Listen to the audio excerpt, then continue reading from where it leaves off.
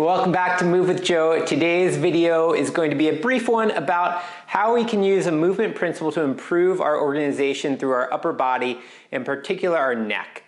Many of my clients struggle on a daily basis with neck discomfort at work, at home. They just can't seem to figure out what is creating the discomfort in their neck and what they can do about it. And so this video, we're gonna hone in particular on one movement principle, and that's that movement forces, the forces that we create in our movement, should go up and through the spine, not across them.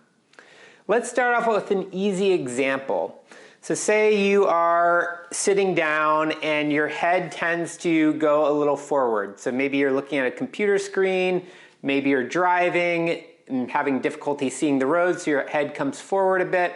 So go ahead and do this with me, sitting or standing. Bring your head a little bit more forward of where it normally is, or maybe this is where it's normal for you. And begin to turn the head to look over your shoulder and notice, without forcing it, how far do you go comfortably? And for most people, it's going to be fairly limited with the head forward. So you can go one direction, go the other direction. Shake that out, and then try and get as clearly over top of your sit bones as possible. So you could imagine that from your sit bones through your spine all the way up to the top of the crown, there's an axis point that you want to begin to rotate around.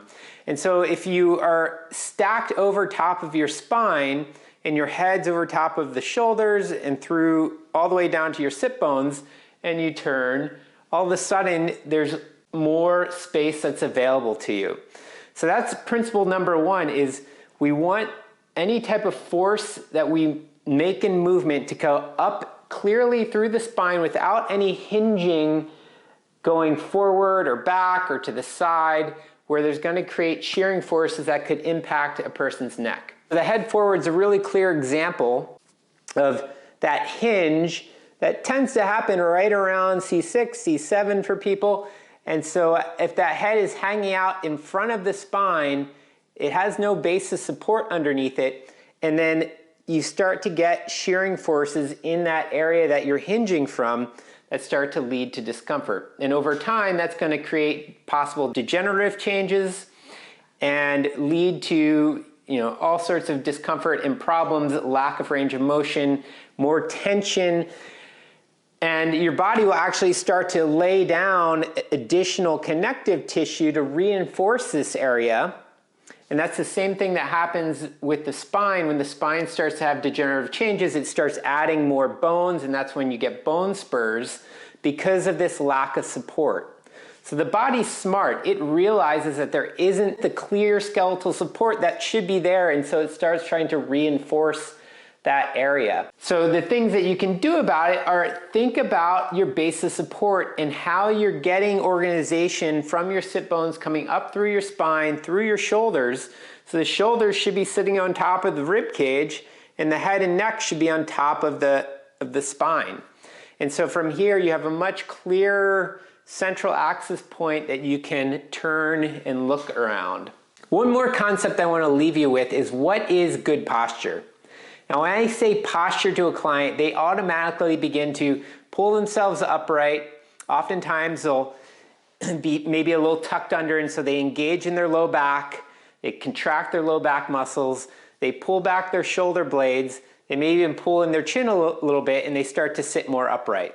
It's completely unconscious in some ways. As soon as you say it, people will start to mimic what they think is an ideal posture. But in most cases, when people do this, they actually create more tension in their system. And good posture is the absence of unnecessary muscular tone. I'll say it again. Good posture is the absence of unnecessary muscular tone.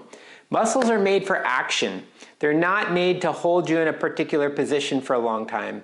If you've ever tried to just hold a can of soup out with your arms straight, you'll quickly realize that your muscles were not made to hold an object stationary for any more than a minute or two before you start feeling some pretty significant pain. And yet that's what we do at our computers, at our desks all day long, is that we try and sit in a confined cubicle looking into a computer screen and creating all this tension that is unnecessary. In order to combat that unnecessary tone, what we need to find is more clear skeletal support. So again, that is finding your sit bones, getting stacked up on top of your sit bones. You can do a little teetering back and forth until you find the clearest sense of connection from your sit bones up through your spine so that your head, shoulders, and everything is stacked in position without having to create a lot of tension in your back or your shoulder blades. Now, over time, you'll notice that you'll start to slip back into maybe a posteriorly tucked position, and that's okay.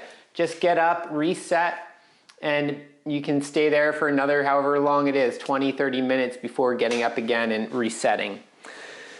Okay, to recap, 2 principles.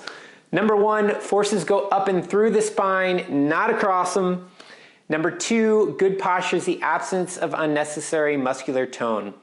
If you want to learn more about these principles and actually get some more opportunity to apply these skills in a movement lesson, I'll have a link in the notes down below on a new 4-week series. I hope to see you there. Hit the like and subscribe button, and we'll see you next time.